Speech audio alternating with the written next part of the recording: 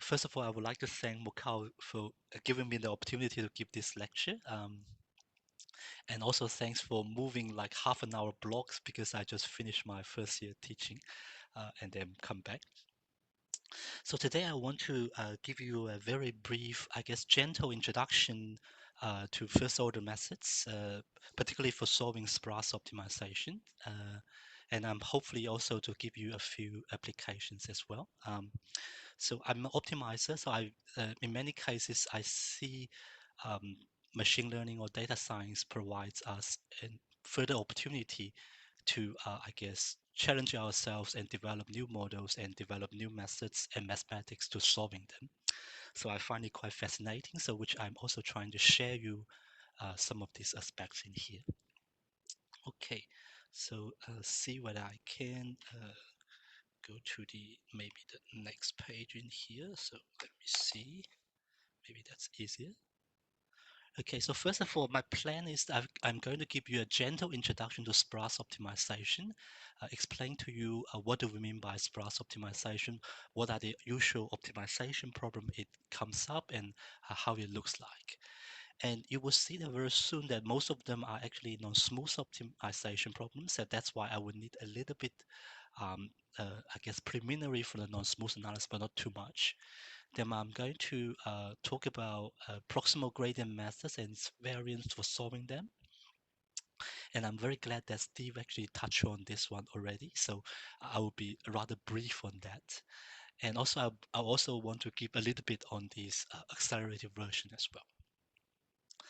And I'm going to talk about a little bit on the recent work we have done for an extension of this kind of thing.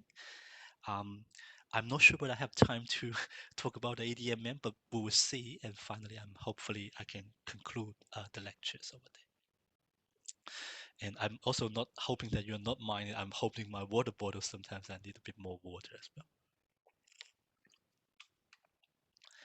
Okay, so let me start with the setting. I'm trying to fix up the setting in here. And in this lecture, I'm going to, I guess, focus on this type of non-smooth optimization problem, and it's very simple. So basically the objective function or the aim we want to achieve is described by sum of two functions. One is called h, and usually is a nice part of the objective function, and g is the second part of the sum. Is actually usually can be a bit complicated, or at least is not that uh, nice in terms of analytic properties. Okay, and we're going to fix the setting. I'm going to focus on finite dimensional Hilbert space. Okay, many of the material can be extended to infinite dimensional space by taking care of the topology a bit, but just for illustration purpose, I'm going to focus on the finite dimensional cases. Okay, so let me see. Um, so maybe the underlying space, some of the, if you are not sure, so maybe the underlying, most of the cases I'm going to focus on just be the Euclidean space. Or sometimes if I'm doing the matrix optimization problem, then my underlying space could also be the matrix space, which contains all the matrix of m rows and columns. Of course, in that case, the corresponding inner product will be slightly different. So in the finite dimensional cases, the inner product will be just the usual x transpose y. But in the matrix case, we're going to take the trace product, which means that we take the trace of A transpose B. Okay, and as I mentioned before, in the objective function, we split into the sum of two. One is a nice function, usually I assume is continuous, and sometimes it can be even differentiable. And the second one could be just a lower semi-continuous function. Okay, and the constraints that we haven't imposed anything, so at this moment, just a closed set. So these are the typical form I'm going to look at in these lectures. And it turns out that they arise in many applications. Uh, so for example, machine learning, signal processing, maybe finance, and so on. Okay, so let's see. In the literature, they can be referred as a sparse optimization problem because usually the nice function h is the loss function. It measures somehow the data fitting or the data misfitting. In many cases, it could be just the, I guess, the least square function, which you measure Um, the B is the, I guess, the noisy observation, and you want to see how your linear fitting AX deviate to the observation B over there. And you can measure it in terms of least squares, Hilbert laws, or maybe logistic laws as well. Sorry. So, and the second function G is called the regularization, and it's often used to enforce some kind of simple or low complexity structure, and they often can be non-smooth.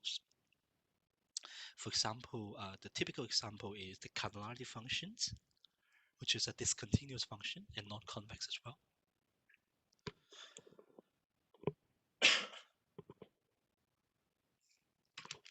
Sorry that I speak a little bit too much. And let me look at later. And these are the, I guess, the motivating examples. For example, we have the cardinality function as the regularization function. We could also have the LP regularization as the regularization function. They are defined in this way. And we have known that this kind of regularization help us to, I guess, enforce the sparse property of the solution as well. So in the literature, there are also other regularizations which you can use. For example, the sket function, and also the minimax concave penalty as well. As I mentioned before, we can also use logistic regression as a loss function.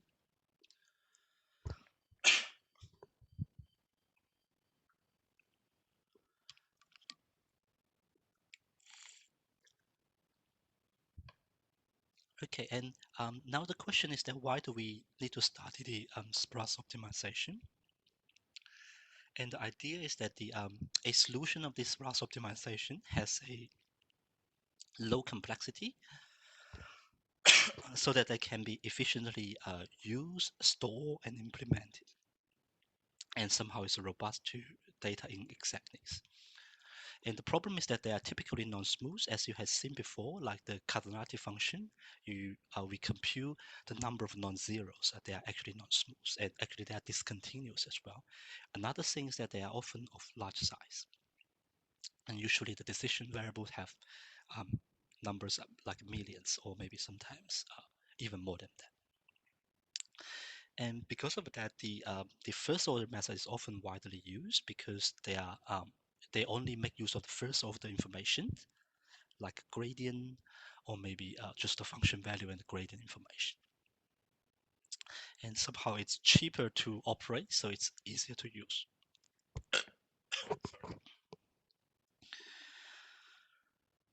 So let me give you some explicit illustrating examples.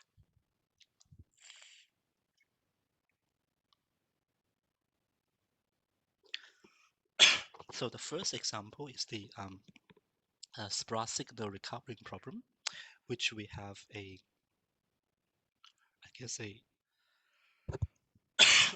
noisy observation B, and we somehow know that the signal is transformed by a linear transformation A. We want to fit with the noisy observation.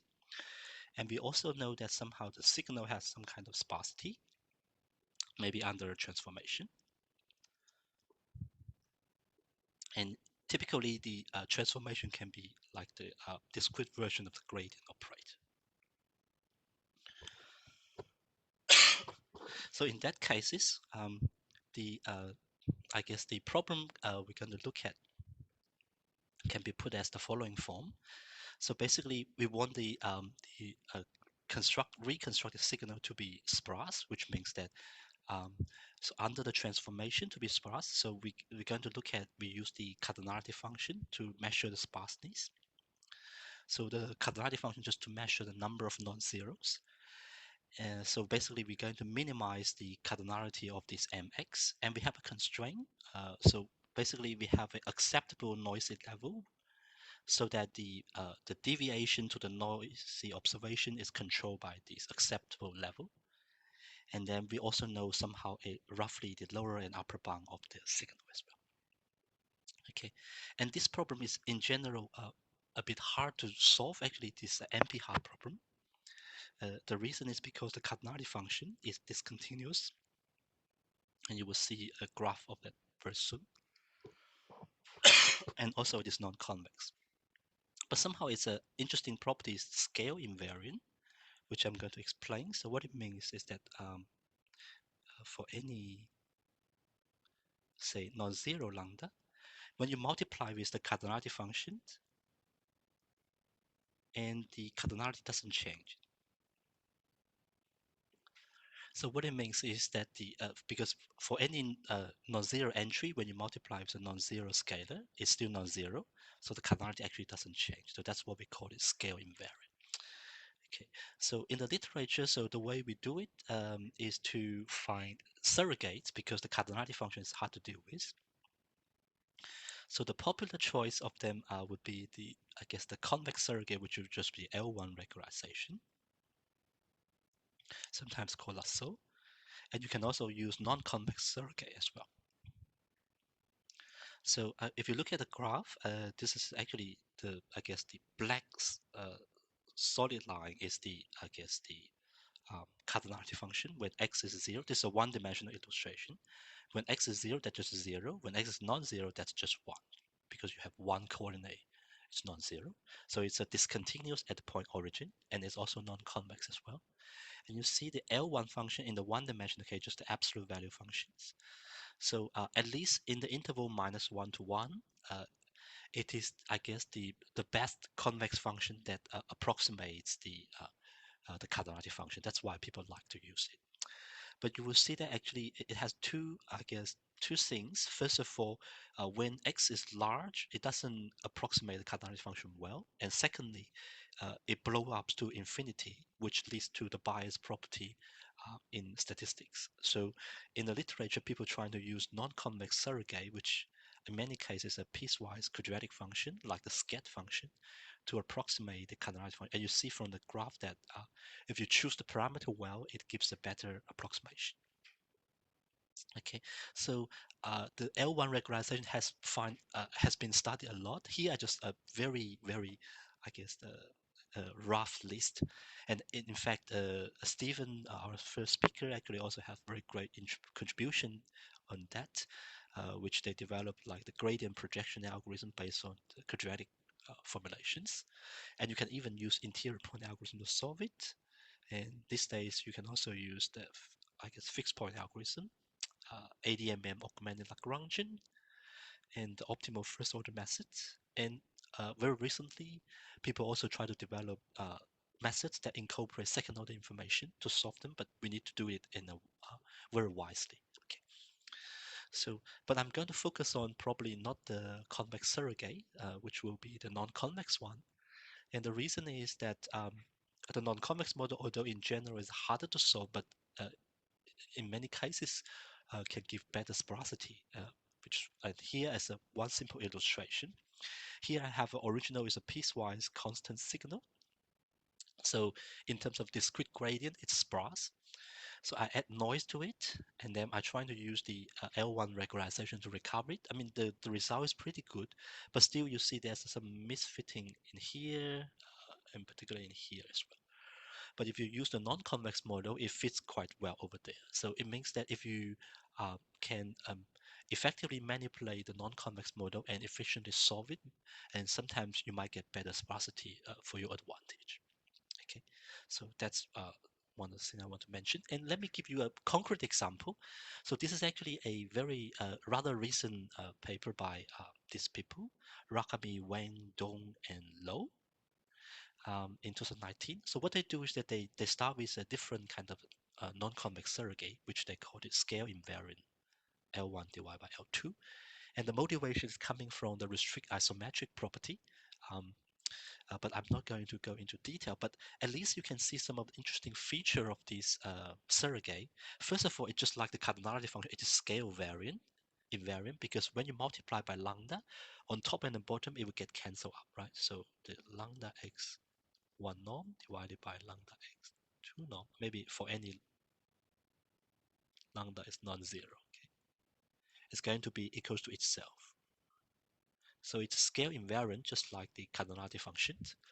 And secondly, it's also bounded because in, I guess, infinite dimensional space, all the norms are equivalent in the sense that they differ each other by a constant, possibly depends on the dimension. So just like the cardinality function is also bounded as well. So it will not lead to bias in that sense. And more interestingly, is it was shown in the paper that this model actually empirically performs better than the L1 regularization, particularly in the cases where the incoherence level of the matrix is high, which is Lasso model doesn't do well over there. I'll give you some graphs as well. And I guess very recently in this paper, these people seeing the empirical, I guess, improvement, they come up with some theoretical justification or exact recovery results as well. Okay, maybe let me give you just the problem they look at. So essentially what they do, they just replace the cardinality function by the L1 divided by L2 norm. And again, they're going to minimize over the same constraint. Okay, so you may be worried that what happens when x is 0. So actually, I forget to say somehow before. So when you start with the, I guess the L0 cardinality function, this one, without generality, you can always assume that the origin is not in the feasible region, because if 0 is in the feasible region, then 0 is a trivial solution for this problem, so it's not that of interest. And by translation, you can always assume that 0 is indeed not the feasible region as well. Okay, so you can always assuming that the feasible region doesn't contain 0, so the L1 divided by L2 model actually is well defined over there. Okay, so that's what happens. And as you can see, this is a non-smooth function because particularly L1 norm is involved, and it's by a quotient divided by L2 norms, definitely is not smooth. And it's also non-convex as well because of the quotient involved. Okay, but let's see a little bit of its performance. Maybe that will be of some interest to you. So here I just take the table from, I guess, their results over there. So maybe you just need to examine I guess the one I highlighted in purple. So the ground truth means that the actual solution has 12 components which are non-zero. But if you use Lasso to solve it, actually the sparse level is quite high. They use this in the numerical comparison. They use the same threshold in terms of determining the sparsity. But if you use the L1 divided by L2, the solution sparsity level is almost actually it's the same as the truth in here, and the error is quite small. Unfortunately, if you look at Lasso, the error is relatively big comparing to the L1 divided by L2 model. And more interestingly, the time they use actually even less than the Lasso model. But in that paper, they used an ADMM algorithms, which is the alternating direction method multiplier. It's one of the first order methods. But unfortunately, there's no convergence guarantee over there. And actually, they suspected that it may not always converge because in some instance, they observe highly oscillations for the objective trajectory. So a natural question for us is to think about, okay, so maybe we can come up with some comparable or maybe efficient methods with convergence guarantee. And that's actually at the end of the lecture, hopefully you will see one of the instances. Okay, and another example which is I want to talk about is like the sparse optimization is the matrix completion example, and it gets quite popular because of the Netflix prize. Okay, so in this kind of problem, we're going to, I guess, predict the unrated movies. And what happens is that we ask the customers to rate the movies they have watched. And in many cases, not everyone has watched all the movies. So there's a lot of missing ratings. And actually, over 98% are missing in this case. And we will have like maybe like 10K to 500K customers. And we have roughly 5K to 20K movies. Okay. And the question for us is to see whether we can predict unrated movies. Okay. And maybe just a very snapshot, I'm going to put it as a simple illustration. And here, for example, we have 4 persons and 4 movies. So for Alice and Bob, they have watched all the movies. But for Joe and Sam, what is interesting is that they haven't watched all the movies, so there's a question mark for the ratings to be determined. So our task is just to fill in the question marks, and so that this becomes a valid rating matrix. And of course, we can fill in the question marks with arbitrary rating, but we want to fill in a, I guess, a reasonable way. And typically what people do is to think of the rating matrix actually of low rank. And the reason is that the rank is basically, roughly speaking, is the number of factors that contribute to how you determine the ratings. In many cases, we only have roughly, I guess, 50 to 100 criterion for us to determine that. But comparing to the rating matrix, that's relatively small because remember, I guess our rating matrix is often with 10,000 or something like that. The size is 10,000 row, 10,000 columns. Okay, so now the optimization formulation will look like the following. So basically, we want to match up the observations for all the given ratings. We want to match up as much as possible. On the other hand, we want the matrix to be a low rank, so we add it as a regularization term. Okay, so then the typical way to solve it is to form this, I guess, weighted optimization problem. But then this rank function is again non-smooth and non-convex. So people find some convex surrogate to it, and a typical one is the nuclear norm, which is defined to be the sum of the singular values of the matrix. And it's a seminal work by Candace and also Ben Richard as well. And later on, there are other many following up work as well. So ultimately, this is a convex but still non-smooth problem. And what is nice is that in the SIAM review paper by Miriam Faso, Pablo Perillo, and Ben Richard, is that to show that the nuclear norm is the tightest convex relaxation. And what is even more interesting, so under certain condition, you can recover the solution for your original problem. And for this particular problem, it's quite favorable because actually it admits semi-definite programming reformulation, which means that you can solve it as a semi-definite program. But of course, this uh, the interior point solver for solving semi-definite program can only do for a problem with ordinary size. So for larger size of problem, we often people might prefer the first order method. And one of the reasons is that they will see later on is the for this nuclear norm, the proximal operator has a closed form solution. Okay, so let's see. Maybe I do a very simple example. So here I have a 6 by 6 matrix with rank 2, and then I remove randomly with some of the entries, and then you can use it to say, for example, the interior point solver because it's a small size problem, and you will get back the original problem or original matrix over there. But for, I guess, larger size problem, so if you want to, here I use the ADMM method to solve it, and maybe the only thing you would notice is that even for sizes not large as the, I guess, the Netflix problem, so actually we already take quite amount of time in solving them. Okay, so the reason for doing why we take so much time is that when we compute things, we need to perform the singular value decomposition for very high, large size of matrix.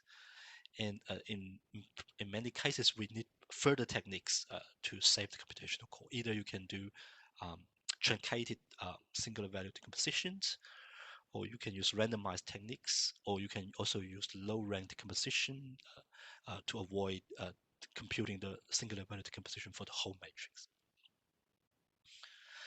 Okay, so maybe let me do maybe the last example, then I can get on to some of the things. The last example is somehow the data classifications. Here I guess I have a bunch of observations. I want to classify them into two distinct classes. Sorry. Okay. So one way to do that is through the what we call the Sparse fish discriminant analysis. Of course, there are many ways to do it. So maybe the next picture will maybe explains better. So essentially, what we want to do in here, we want to find a low-dimensional projection of the observation so that you can do, say, feature selection or easy interpretation. So that we want to do two things.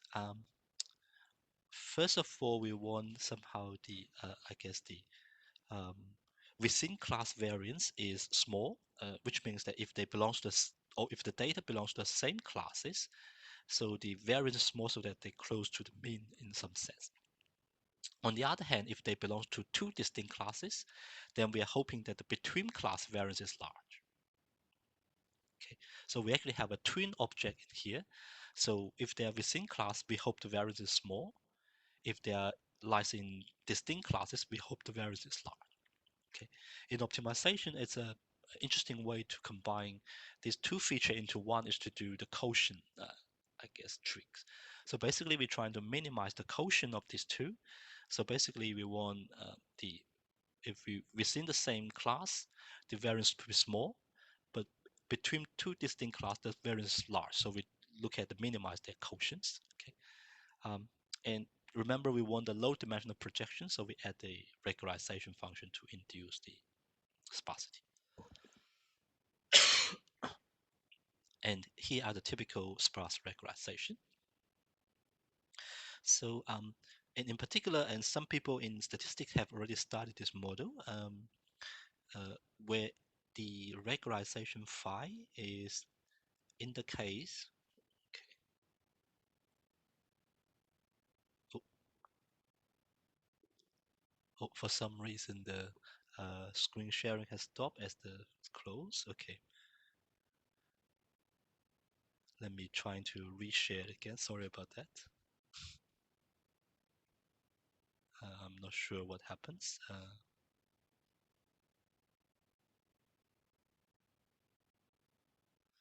Okay, so let me do this draw board. Okay, sorry about that. Not sure what happened. Okay, hopefully you can see the screen again now.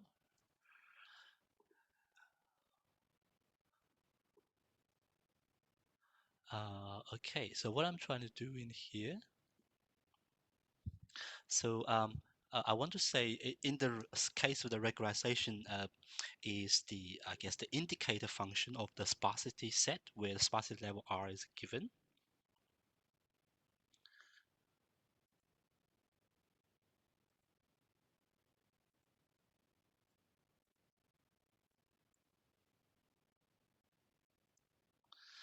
Which is R in here. So in that cases, there are some recent work by these distinguished gentlemen. What they do is that they look at the truncated Rayleigh flow method. So what is, in a sense, it's actually a projected gradient method, because what they do is that they calculate the gradient of this function and then they project it to this set. And so it turns out that the method has a local convergence result, but not the global. By local convergence, we mean if you start with the initial points, which is arbitrarily, so sufficiently close to the true solution, then the method converges. But it's somehow, you might wonder, this is actually probably not that practical, because before you solve the problem, you don't know what the solution is. So that's why they actually suggest to do I guess a two-stage problem, which in the first stage they solve I guess, a heuristic by the convex relaxation, so that they could get a good initial guess, and then they perform this method. So empirically, that works okay, I think. So that's what they look at over there. And maybe the only thing I want to mention, all these problems are just non-smooth and non-convex problems. Okay. Okay, good. And then seeing that all these problems are actually, I guess, non-convex problem and non-smooth as well, I probably need a little bit on the non-smooth analysis over there. So just to give you a little bit of the things. Hopefully you also see something interesting as well. So as I mentioned, the setting is like before. We have a finite dimensional real Hilbert space. We're going to have a little bit of assumptions in here. Basically, we're going to denote a particular set. If your function um, is not continuous and sometimes maybe extend the real value functions, we're going to look at examining what we mean that domain is those points where the function takes finite value. And we are going to only examine those what we call the proper function, which means that they never take the minus infinity and they actually have some points. The function value is finite, which means in that case, we mean it's a proper function. Okay, and typical, I guess, this lower semi-continuous function are the indicator function of closed sets, which let me see what I can write in here. So is when this indicator of a closed set, which means that whenever this points in the set C, then take the value 0. If it's not in the set C, it's take the plus infinity. Okay, so this is actually when C is a closed set, then this is actually a lower semi-continuous function. It's actually useful for us to turn a minimization problem into the regularization problem you have seen. It's equivalent to minimize fx plus delta cx. So this will allow us to put this one back to the regularization form you've seen before. In other cases would be like the cardinality functions and the rank function. And that's why we do not insist the function to be continuous. And we work on lower semi-continuous because we want to handle functions like the cardinality function, rank function, and also indicator functions. Okay, and also we will need some preliminary on the derivative likes for the non-smooth functions, okay? And this will be the classical subdifferentials and the Fachet and limiting subdifferentials. I will briefly explain that. So for the classical, I guess, convex subdifferential, remember for derivative, basically, if the function is differentiable, derivative basically is the slope of the tangent. So when it's non-smooth, so basically what we do is in here, we collect all the possible tangent lines, the slope of the tangent, so that the tangent line sitting as a lower, I guess, is a lower approximation of the function. So and also agree with the function at the point.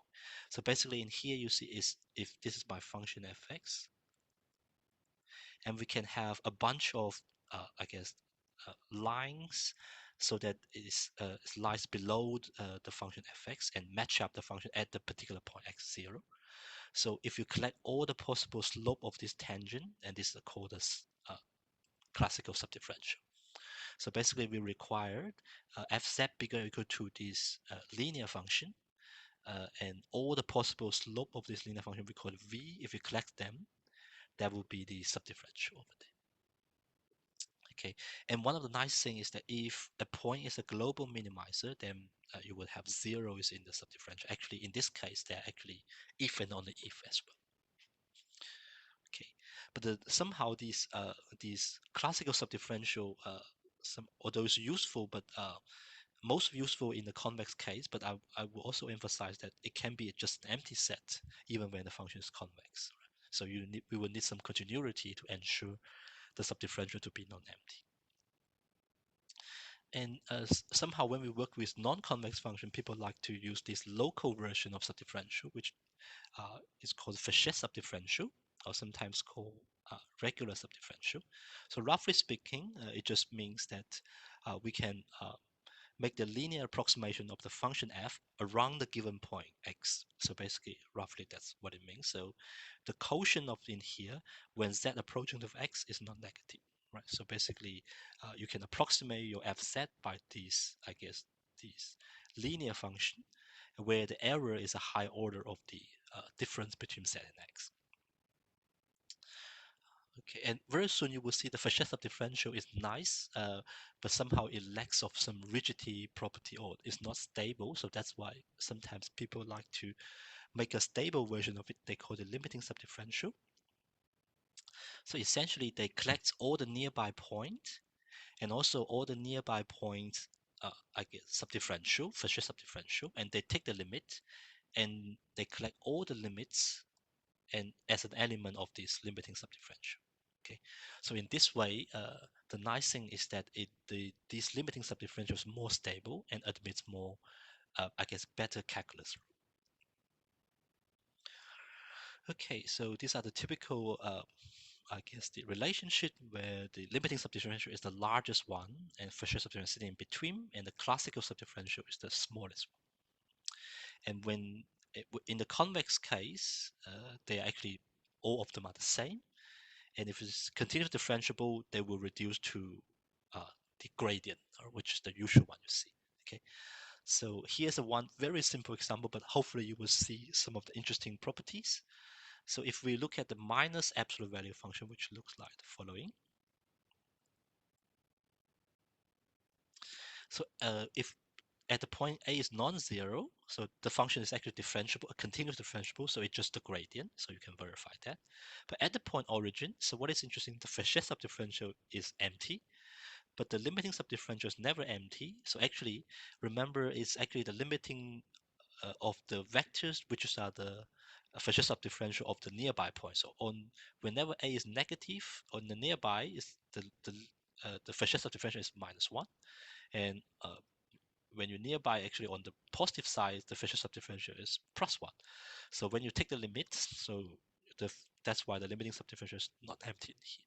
So that's why the limiting subdifferential is more stable in the sense that, say, if you construct a sequence and you have a sequence approaching 0, then you will not have the case that your limiting point, suddenly the subdifferential becomes empty, right? So that's why the limiting subdifferential is more stable.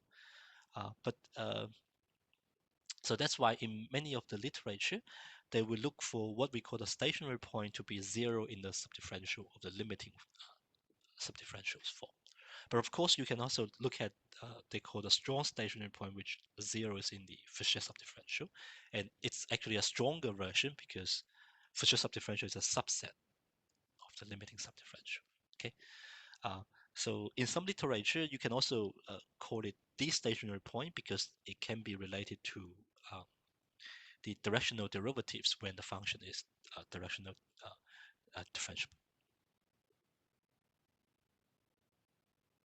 Okay, so, but I mean, maybe you wonder why people would care about the strong stationarity, and here is because somehow these two papers actually gives, I guess, some partial answer for that. Um, so there will be more complicated situation discussed in the paper. But if you look at, for example, the least square piecewise affine regularization, which means that given the label ys and xs, you want to fit this data in terms of piecewise affine function. So you solve this minimization problem. Okay, and actually you can generalize this one even further in terms of the composition of convex function or even difference of convex function with piecewise affine functions. So what these people have shown is that every strong stationary point is indeed a local minimizer, and you only have finitely many this kind of strong stationary point. So which means that for this kind of problem, actually, if you can find a strong stationary point, then actually you have find a local minimizer as well, right? So which is much more stronger kind of conclusion than the usual one where you just find a stationary point for a non-convex problem. Okay, and they have extended this kind of result to even further more general formulation that cover the neural network with ReLU activation functions. But you can have a look at their paper. But let me show you a graph which I take from their papers just to explain why people are interested in the strong stationarity. So I guess the blue dots are actually they solved they simulated and then solved using the back propagations, um, and they pretended that the train rule actually can be used, although mathematically that's not guaranteed. And the MM method is actually they design a what they call the majorization and minimization algorithm that converges towards the strong stationary point. And you can see that by repeating the experiments, because these are randomized algorithms, you will see that I guess if you converge to a strong stationary point, the function values roughly stays in here, and for the usual stationary point, which the back propagation was solving, and then the average value somehow stays somewhere in here. So there's a visible gap, and sometimes you have sometimes solution which solves in a very low quality as well. So if you can develop algorithm that converge to the strong stationary point, um, somehow it has an advantage. But of course, usually the computation complexity for this algorithm is higher, so they actually work slow. Okay, but that's why people are interested in the strong version of stationary point. Okay, so another thing we will use is I guess the proximal operators. Okay, um, so I guess Steve has already touched on that, so I will be rather brief on that. So the proximal operators is basically the solution set of the function fx that regularize with a quadratic term.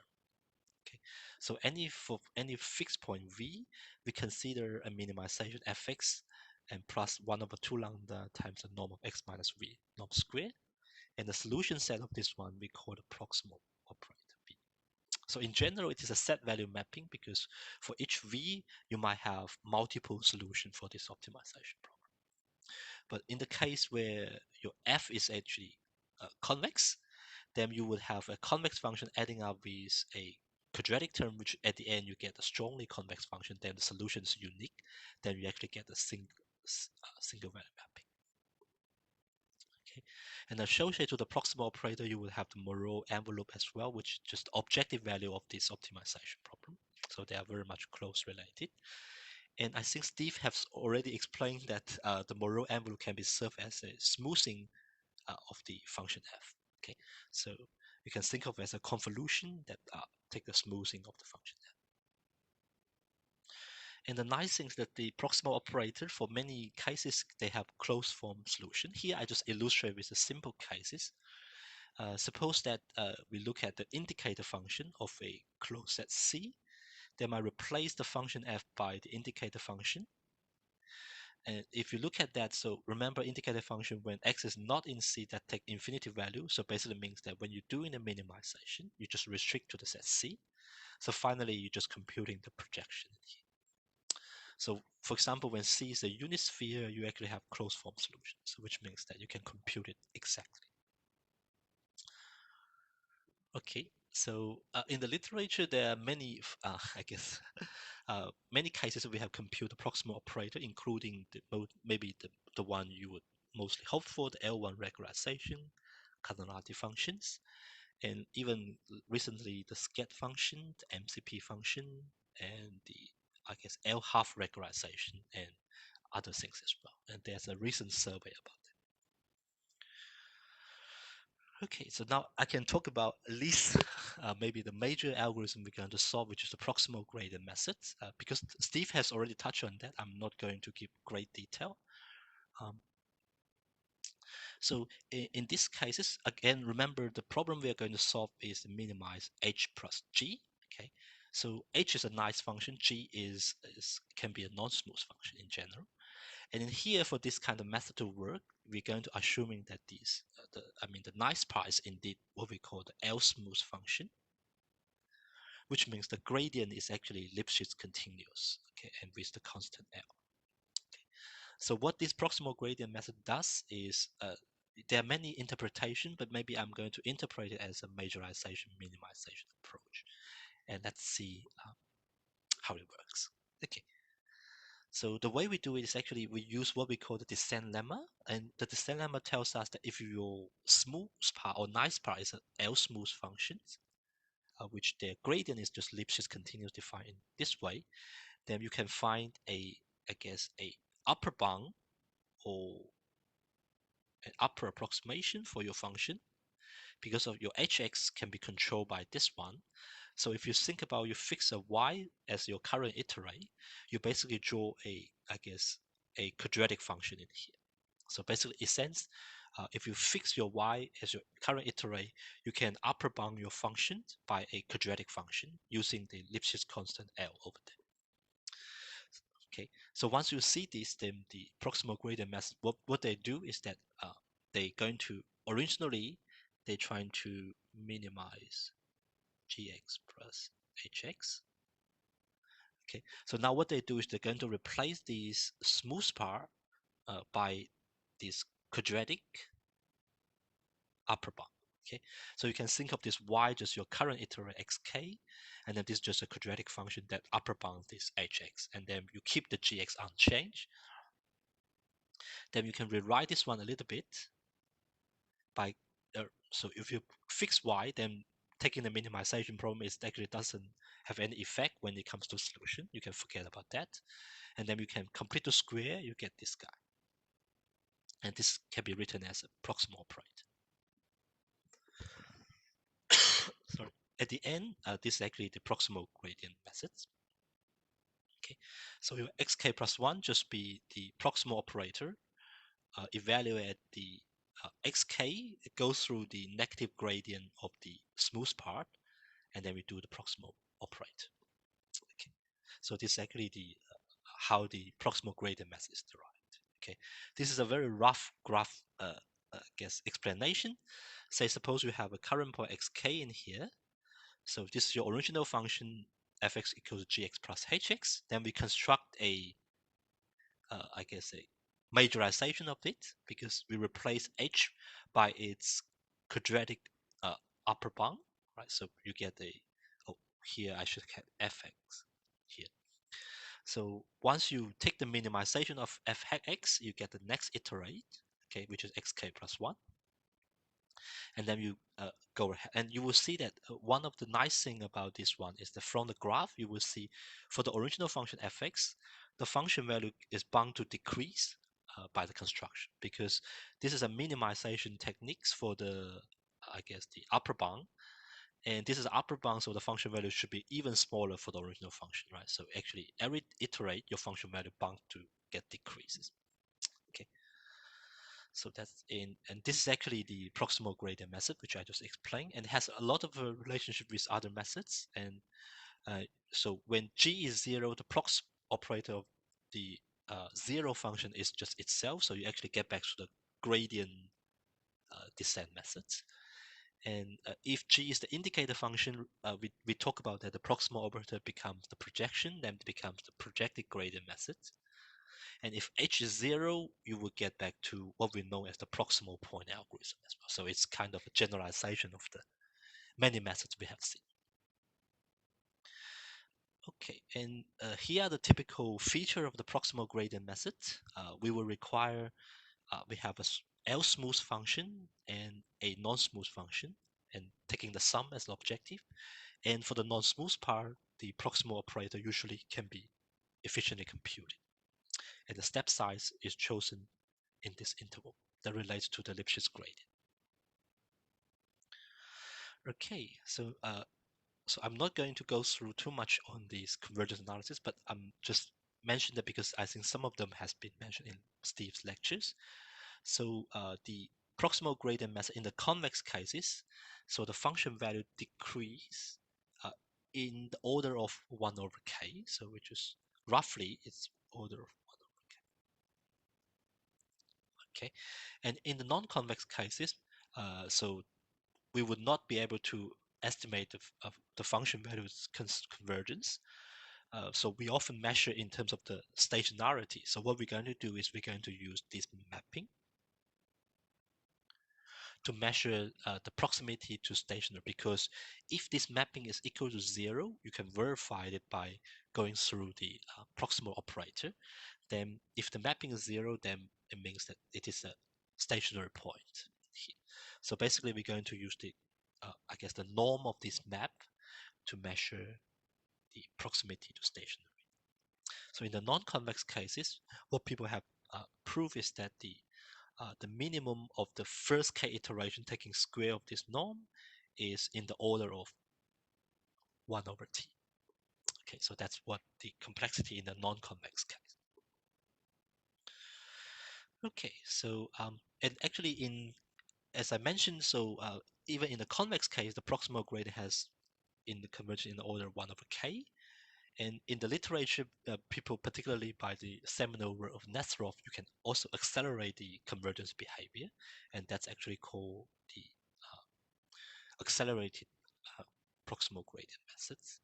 So what you do is actually very simple. So you so for each iterate xk, and you somehow you gather the information from the previous step, and you do an extrapolation. So say you have xk plus 1 in here, and then you go a little bit further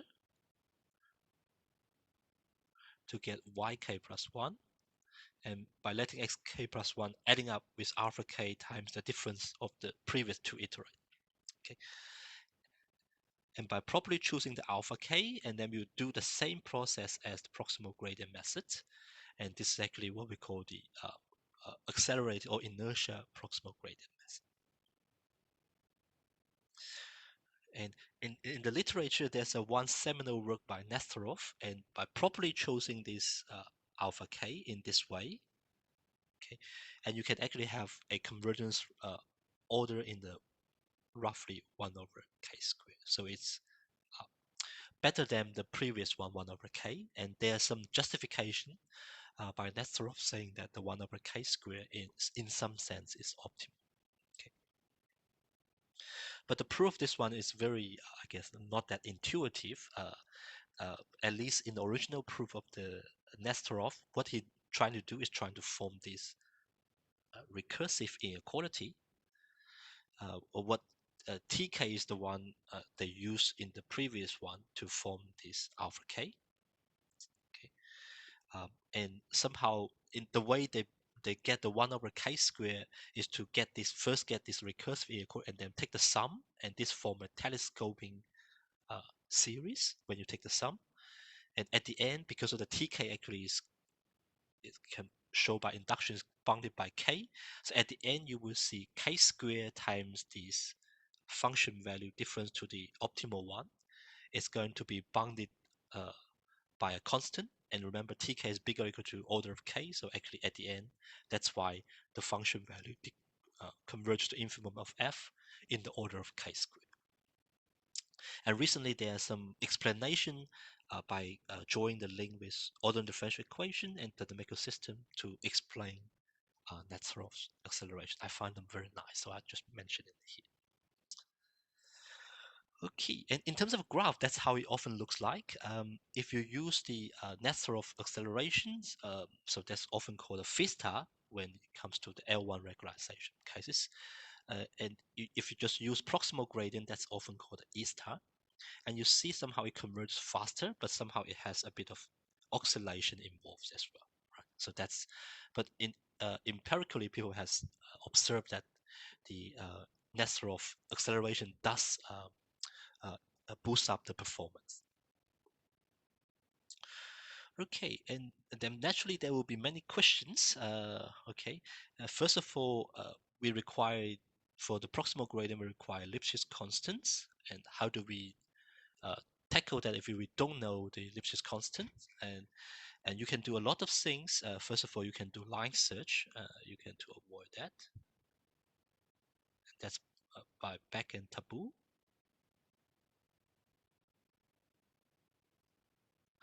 And you can also use the the Brickman divergence as well.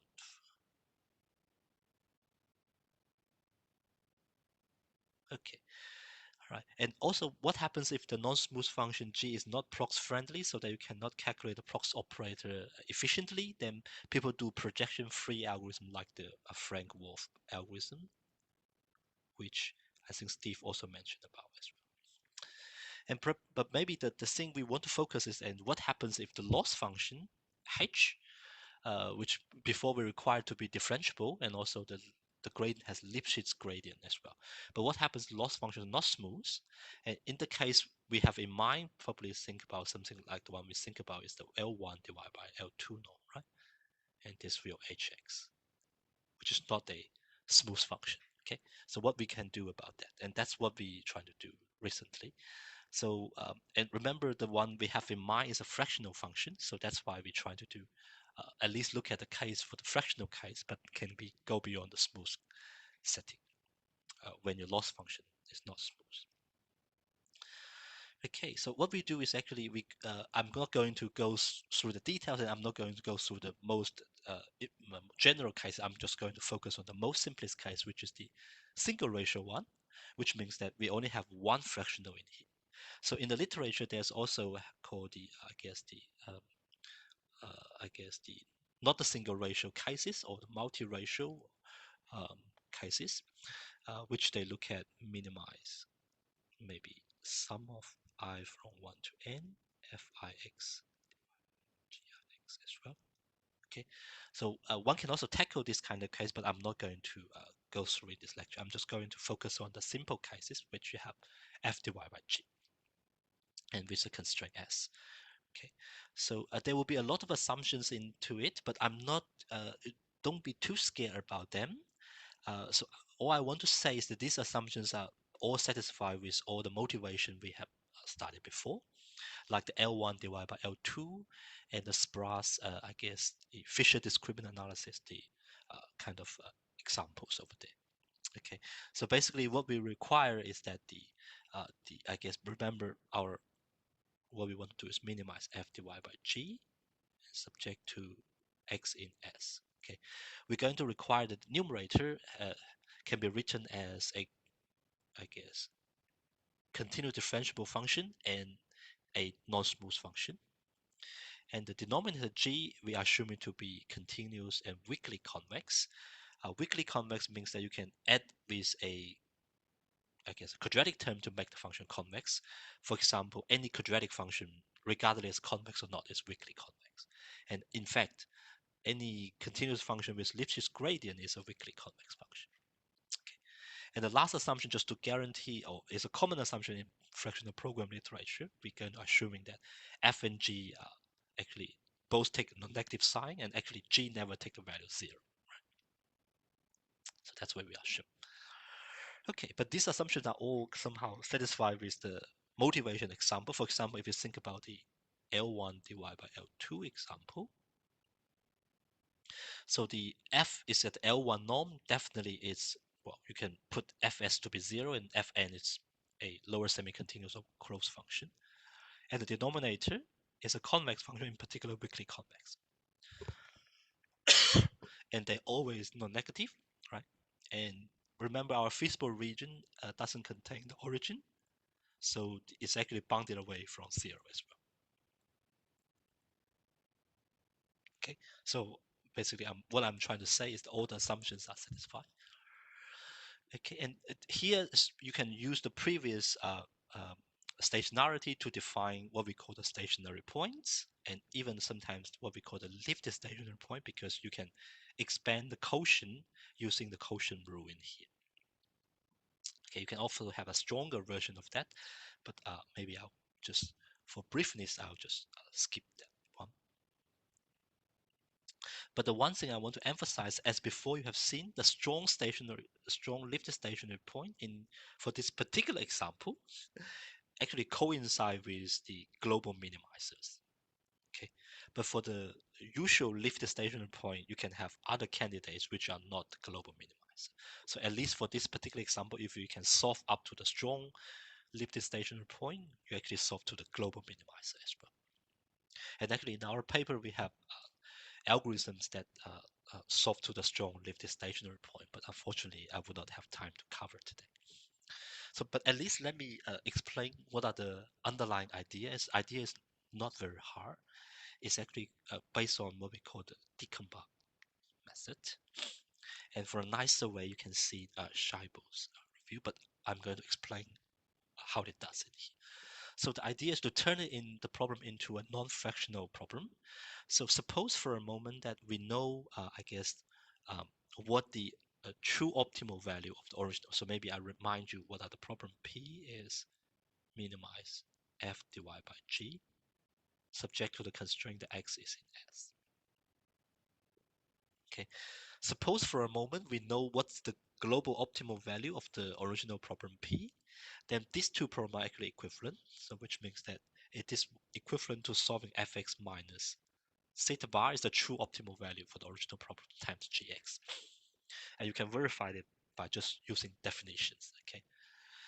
But of course, this true optimal value in general is unknown, so people don't know it. So which means that this strategy may not work. But what people do is that they approximate this true optimal value in an iterative way. So the true Dickenbach method works like the following. So for a given xn, we plug in to the objective function to compute the theta n, hopefully approximate the true optimal value. And then you solve this minimization problem, and the solution, you take it for the next iterate.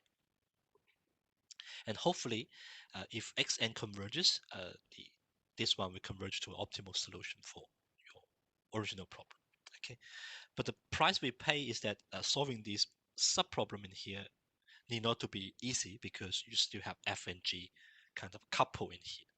Okay, so But in any cases, the convergence analysis was discussed when F and G are smooth, and in particular, F is convex as well.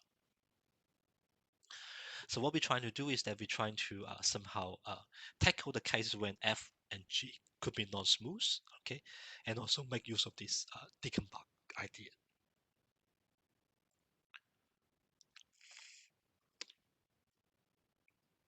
And the idea we're going to borrow from the Dickenbach method and also the proximal gradient method. Basically, we treat F and G separately so that we can tackle them easily. So the way we do it is very similar to the majorization minimization algorithm. We're going to find, so remember, this is the Dickenbach method. So at each iterate, we solve fx minus a multiple of gx, and the multiple is actually the function value evaluated at the current iterate, which is fxn divided by gxn. Okay, so remember my assumption, I'm going to assuming the numerator can be split into the smooth part plus the non-smooth part, so that's exactly the Dickenbach method. Okay, so what we're going to do in here, so suppose I have two approximations for the current iterate xn, so you can just think of them as xn if you want. So for the smooth part, okay, I'm going to use the proximal gradient idea. I'm going to replace it by its quadratic, I guess, majorization. And for the non-smooth part, I'm not going to touch it. I leave it at fn over there, but I'm going to add a quadratic term, make it more smooth or more nice. And for the non-smooth, or the sometimes call it the denominator gx, I'm going to approximate it as the linear approximation, where the I guess the slope is taken from the limiting subdifferential. Okay, so when you at the end, when you do everything, write everything down, this is actually the algorithm over there. So maybe okay, so hopefully you still remember. But anyway, so this is the fn, so we never touch it, but we somehow add a regularization term. Oh, sorry, not the regularization here. Okay. So, and also, what is this? This is the majorization for the smooth part function. So, okay. And the last term is actually when you do the linearization for your gx, and when you add these, I guess, the proximal term in here, this x minus vn, the linear term, and this quadratic term can be write as, by completing the square, you can write it into this form. So which is exactly this guy. Okay, so that's why at the end we have this one here. So the nice thing about this one is that by computing the subgradient, if hopefully one can do that efficiently, but in many cases we could, then all you need to do, and this is just by given current iterate xn, this is just a quadratic function. So at the end, what you need to do just to compute the proximal operator of this f sub n. So which in general can be much more efficient than computing minimizing f plus g. So okay, in particular, I think I already saying over there. So essentially, this comes down to computing the proximal operator. And in particular, in our, oh, I don't know what happens. Okay.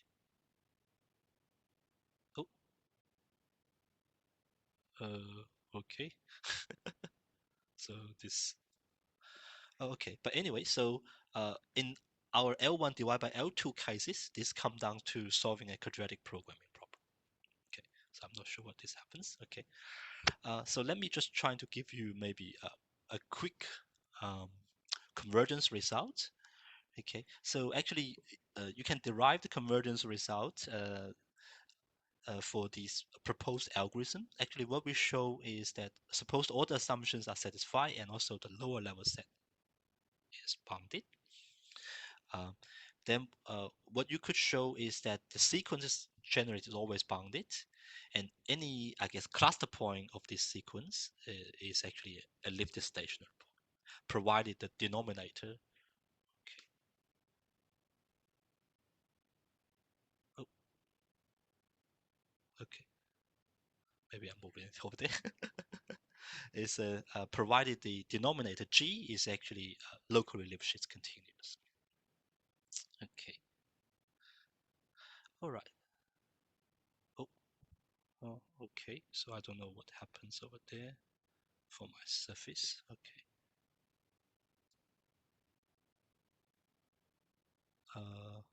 Okay. So, oh, uh, I probably need to reopen it again. Sorry about that. This technology often has problems. So I'm going to open it again. So,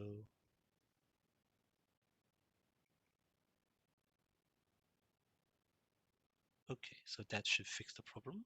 Uh,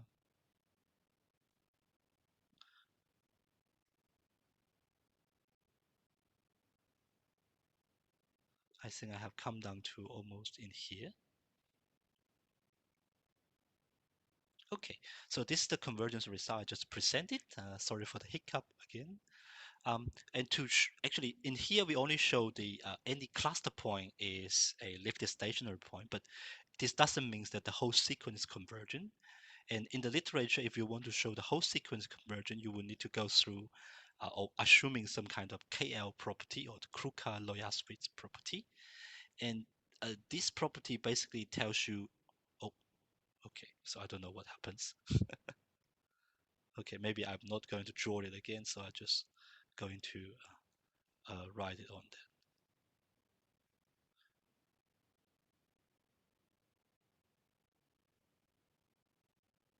Okay, so this is what I stopped. Sorry for the hiccup over there. So here we will need to assuming a little bit more. So which we assuming the objective function, adding up with maybe a quadratic term is going to be a KL functions. In that case, we can have the whole sequence is going to be convergent. So it's a bit stronger than the one you have seen before, because before we only say the xn is bounded and any cluster point is a lifted stationary point. So if we're assuming a little bit more, which is the KL conditions in here, then you would get the whole sequence convergent. Okay, and the KL condition, although looks a bit horrible, so let me remind you what it is. Oh, okay, so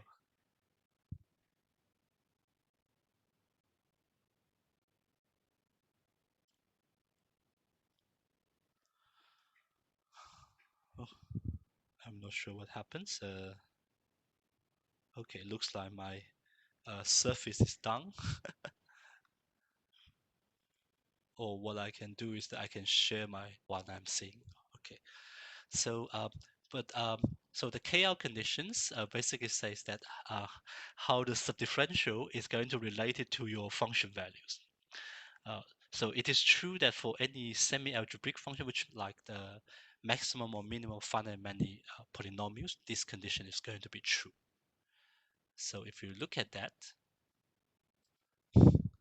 so that's what we have for the note in here.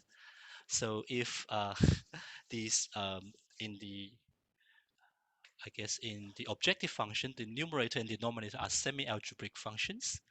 For example, like the maximum or minimum of polynomials, or LP norm is rational number P, and the feasible set S is a semi-algebraic set like which they define by as a lower level set of polynomials. So then this KL condition is true. So basically, what I'm trying to convey is that this actually can be true for a large class of problems. Okay, and typically in the KL property, there's a mystery coefficient alpha, which determines the convergence rate. So if alpha is 0, it means that it converges finitely. If alpha belongs to the interval 0 to 1/2, it's converges local linear. If alpha is bigger than 1/2, it's often you only get sublinear convergence. Okay, so in the literature, at least recently, we're trying to identify this mystery coefficient for different models. So if you have polynomial structures, then you can determine this kind of, I guess, KL exponents, what we call. Uh, so this exponent will depend on the degree and the dimensions involved as well in general. Okay, so here are some of the typical results in this way.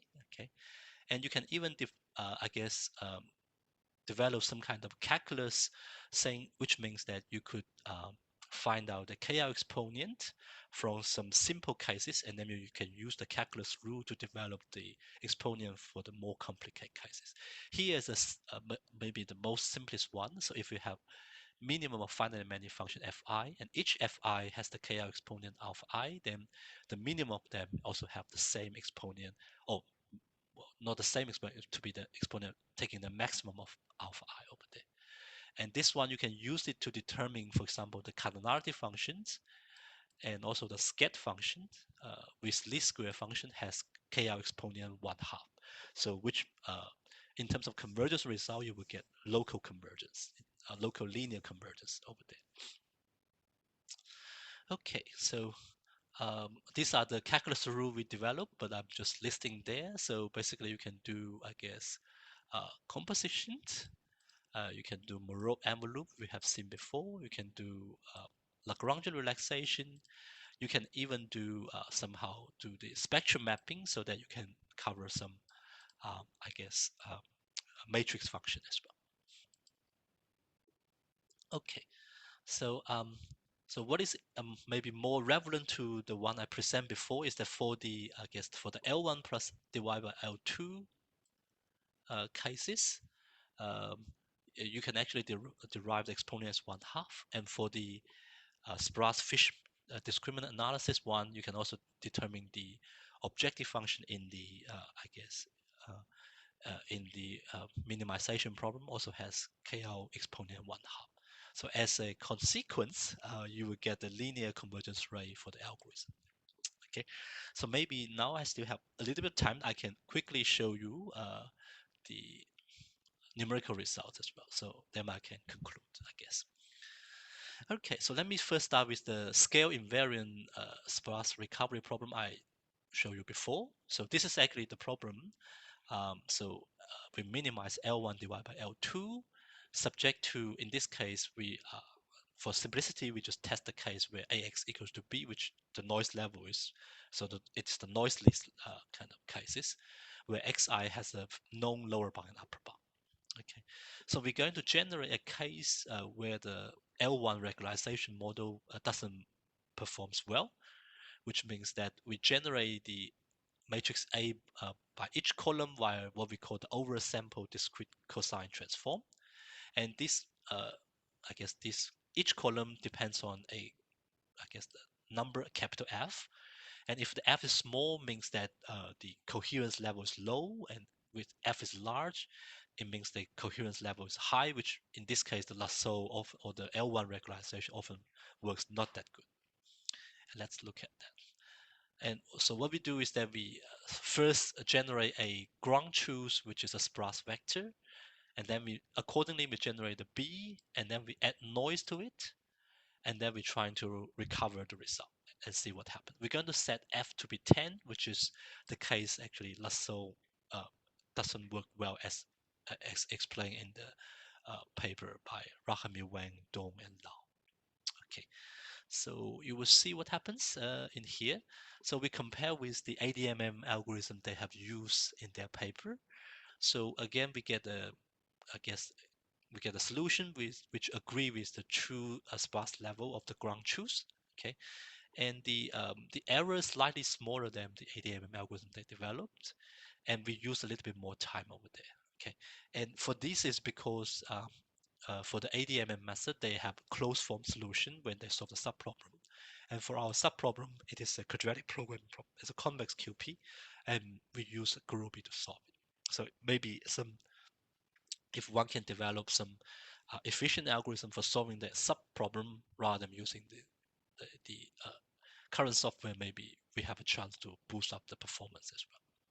But I just want to remind you that the ADM algorithm in their paper doesn't have convergence guarantee, right? So at the end, we somehow get a algorithm with convergence guarantee and also have compatible, I guess, performance behavior with the method they have over there. Okay, so the second example I mentioned before, which is the I guess Sparse-Fishman discriminant analysis. Here, the only thing we changed is that we look at the maximization formulation to be consistent with what they have in the paper. But if you take the minimize their negative counterpart, that's exactly the problem I start with. Okay, so here we generate, I guess, again, two bunch of data. So one data is of size of P1, which is 500, the other one of size P2, also with size 100. Okay, we have 2,000 observations. We're trying to classify them. We're going to, just for the fair comparison, we're going to use the same initial point as their results, and we use the same termination criteria as well as them. And you can see that by comparing with what they have in the paper, which is the truncated Rayleigh flow method, we actually get a better sparsity level and also a better objective value as well. Remember that for this, just to compare with them, we stick to their maximum formulation. So a larger objective value means better in here. So actually we get a better objective value. And what is even better is that our time is like, I guess, 2/3 of the time they're using. Okay. So I have a graph to depict that. So this is the truncate Rayleigh flow method they have done in the previous paper. And this is actually the algorithm we are proposing. And you can sort of see from here, it's kind of a linear convergence right over there.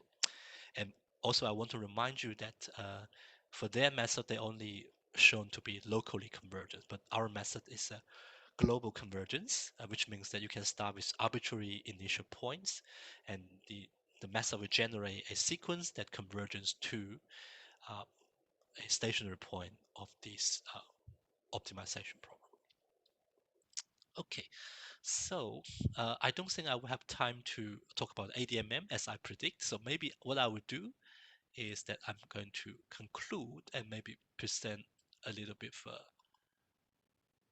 remarks. Okay, so let me try to conclude in here. I'm trying to convince you that the sparse optimization is an interesting or maybe attractive area.